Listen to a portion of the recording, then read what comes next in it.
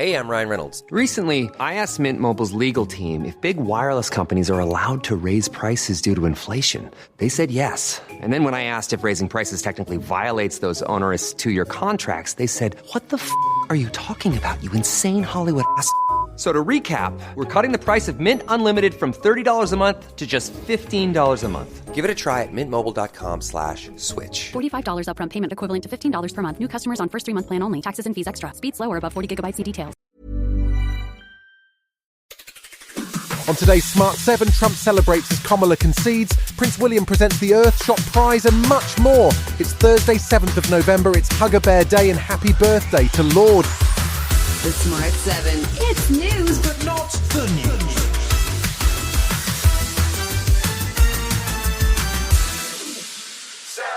Wednesday saw the US coming to terms with the fact that Donald Trump has pulled off one of the greatest political comebacks of all time. The convicted felon who was facing a special counsel investigation and awaiting sentencing for 34 charges in New York managed to defeat the Democrats' Kamala Harris and will head to the White House in January. So I want to thank the American people for the extraordinary honor of being elected your 47th president and your 45th president. And every citizen, I will fight for you. Every single day, I will be fighting for you, and with every breath in my body. That will almost certainly mean the end of the special counsel investigation and most of his legal troubles. And with the Republicans winning control of the Senate and on track to win back control of the House, he'll have a clear path to enact his policy agenda. Vice President Harris called him on Wednesday to concede the race, although counting still continues in several states. She spoke at Howard University in Washington to an emotional crowd of supporters. While I concede this election, I do not concede the fight that fueled this campaign. I will never give up the fight for a future where Americans can pursue their dreams, ambitions, and aspirations.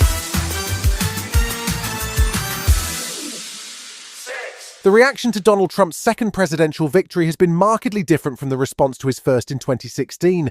This time there was a flurry of congratulations from big tech, including Jeff Bezos, Mark Zuckerberg, and even Kamala Harris supporting Mark Cuban. Elon Musk was also busy taking a victory lap as world leaders posted on X, with messages of congratulations including Emmanuel Macron, Benjamin Netanyahu, and Ursula von der Leyen. Things are particularly awkward for the UK Foreign Secretary David Lammy, an outspoken Trump critic who posted congratulations, while Prime Minister Keir Starmer also weighed in with good wishes. Can I begin by congratulating President-elect Trump on his historic election victory? As the closest of allies, the UK and US will continue to work together to protect our shared values of freedom and democracy. Things are a bit more tense for Ukrainian President Zelensky, as Trump has promised to end Russia's war on Ukraine on day one, but probably not in Ukraine's favour. At the very least, it's expected that US military and financial support will dry up, and Ukrainian MP Kira Rudik was appealing for some calm reflection. During the campaign, Donald Trump and his team were promising ending the war in 24 hours. So we really hope the president of the leader of the democratic world will take what is happening in Ukraine very seriously.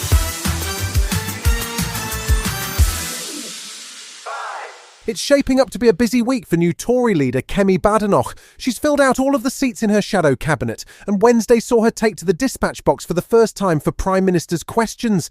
Keir Starmer welcomed her while pointing out she's the fourth Tory leader he's faced as the leader of the Labour Party. Kemi didn't go easy on her first day, and despite Chancellor Rachel Reeves' new promise not to raise taxes in the spring statement, Kemi had some topical thoughts about the first Labour budget. The Chancellor's budget last week was a copy and paste of Bidenomics. It turns out that a high spending, high borrowing, high inflation approach is less popular than she may have thought. May I suggest he now urge her to change course, or is he determined to be a one-term leader?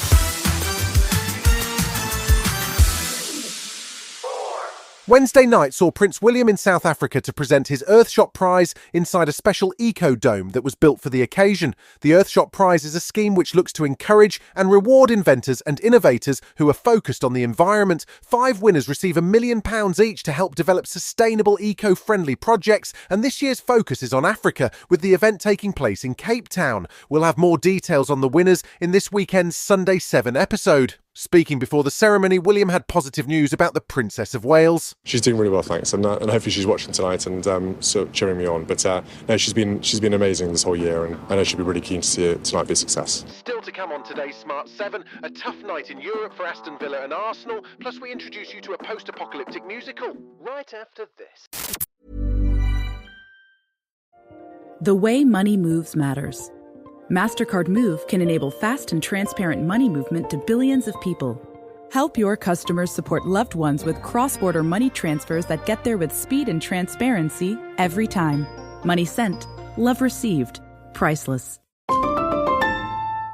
Services may be provided by MasterCard Transaction Services US LLC NMLS ID 900-705 or its affiliates. Learn more at mastercard.com/move. Welcome back.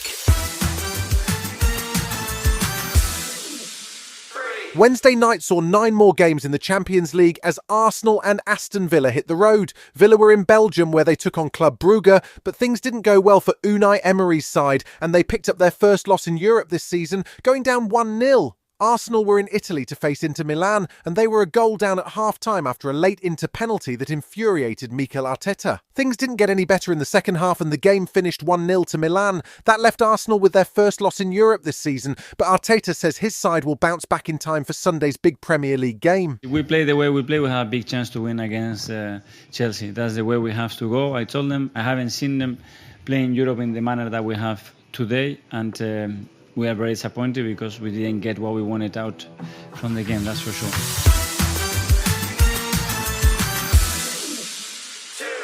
In the exciting political times we find ourselves living through, the idea of watching a high-stakes drama about a US ambassador mightn't sound totally appealing.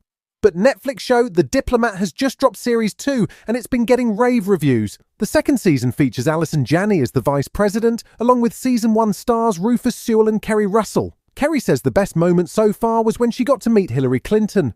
Being in this world, I'm like the least interesting, educated person in that room, but being at that table with Hillary, and I think that night was about 20 women, these incredibly established, brilliant women in London, and it was just incredible.